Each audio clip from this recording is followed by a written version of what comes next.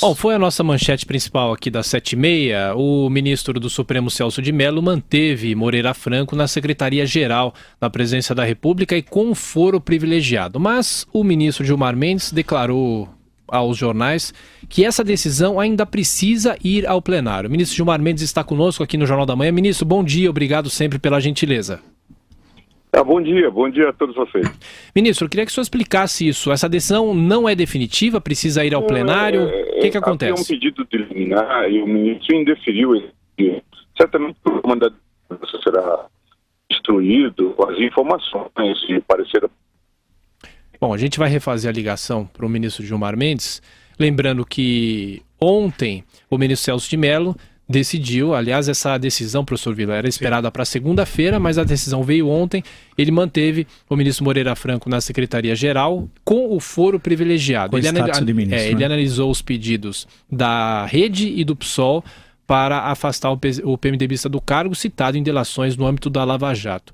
Moreira Franco foi nomeado no último dia 3. Essa decisão, como nós já dissemos, era esperada para segunda, mas foi tomada ontem. Lembrando que ele já fazia parte do Ministério, sim, mas não com o status de ministro, desde quando interinamente assumiu o presidente Michel Temer durante o processo e julgamento de Dilma Rousseff.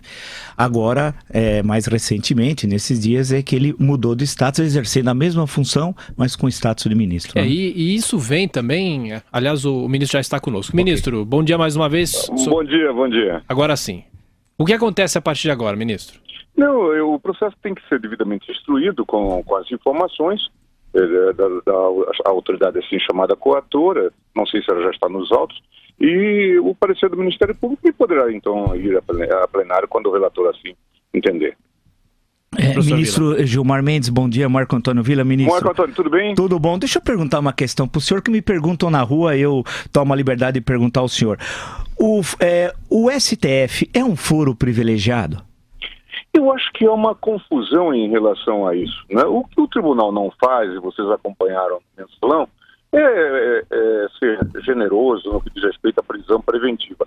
No mais, o tribunal acho que foi até mais severo do que o juiz Moro no mensalão. Veja que o Marcos Valério pegou aí uma pena de 40 anos. A banqueira lá do Banco Rural também é uma pena elevada. Em suma, o tribunal julgou todos esses casos dentro dos parâmetros que entendeu de direito e condenou-os todos. Ministro Gilmar, o senhor é a favor da permanência do foro privilegiado ou o senhor é contrário? O que o senhor acha? Essa discussão nós temos que travar. Quando isso foi pensado, tinha em vista não o privilégio do ocupante, mas o privilégio da instituição. Sim. E não permitir a politização, juízes discutindo aqui ou acolá, suspensão ou não de autoridades, que ocorre de quando em vez, hoje, nas próprias ações de improbidade. O que acontece é que hoje nós temos mais de 1/3 do Congresso sendo investigado no Supremo Tribunal Federal. Não, isso não era esperado pelo Constituinte. E talvez nós não tenhamos capacidade de encaminhar isso de forma satisfatória. Então, este é um problema. Agora, é certo que não se pode submeter ao presidente da República, altos dignitários aí, presidentes de poderes, aos juízes em geral. Isso gera muitos conflitos que nós temos visto. Ministro Gilmar Mendes, bom dia. José Bom dia. Satisfação em ouvi-lo. Tudo bem, satisfação é minha. Ministro, qual é o limite que o senhor acha de intervenção do judiciário na administração pública? Essa é uma questão sempre difícil, não é? Porque a própria Constituição preconiza já no seu início que devemos atender ao princípio da separação dos poderes e que deve reinar entre eles a harmonia. O judiciário tem um papel delicado, porque ele é o juiz do seu próprio poder e o juiz do limite dos poderes, dos demais poderes, né? Então, essa é uma questão realmente delicada. Agora, claro que a Constituição define as prerrogativas de cada um dos poderes e isso nós devemos atentar. É claro que o Legislativo tem um poder enorme de fazer as leis, mas não pode contrariar a Constituição. Agora, o que é contrariar a Constituição? É o Judiciário quem diz isso, não é? Ô ministro, o senhor também comanda o Tribunal Superior Eleitoral e existe a informação de que a decisão sobre a chapa Dilma Temer, se essa essa decisão será dividida, cada chapa pode ser julgada de forma diferente.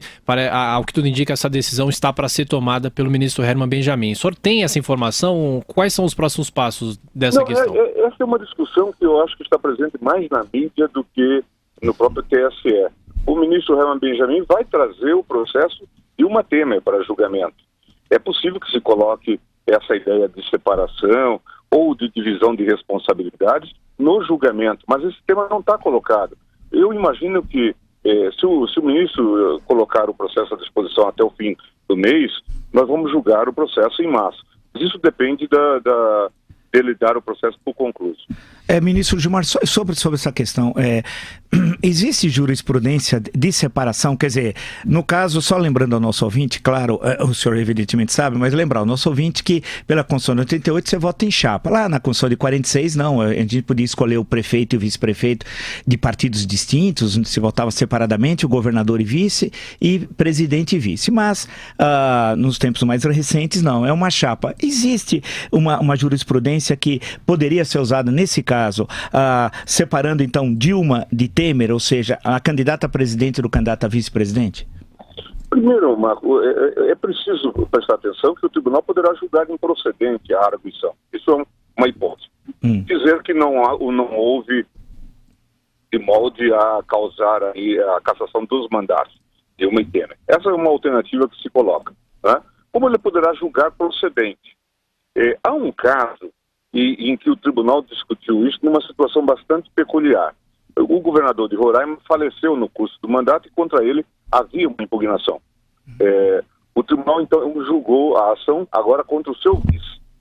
E fez um julgamento na linha de uma improcedência, mas já focado no vice Anchieta Júnior, dizendo que, no caso, a responsabilidade, se havia, era do titular. Então, todas essas alternativas se colocam, mas vamos aguardar o julgamento. Ministro Gilmar Mendes, nós jornalistas temos feito referências de que a sua decisão análoga à decisão de Celso de Mello ontem com respeito a Moreira Franco foi diversa, mas em situações completamente diferentes. Nós estamos certos, ministro? Eram situações diversas? Eu não posso falar sobre essa situação que foi analisada pelo ministro Celso, que, como sabem, é um juiz extremamente cauteloso, preciso, erudito. Mas a situação que se colocou no caso do presidente Lula era muito peculiar. Havia aquelas fitas que depois foram confirmadas, depois se discute a sua legalidade ou não, né, em que se combinou o tipo de ação, nomeação. A rigor parece que até a posse já tinha sido dado de uma maneira, vamos dizer assim, subreptícia, né? O presidente Lula estava sendo investigado e estava sendo, inclusive, interceptado, né? As conversas estavam sendo gravadas e tudo mais.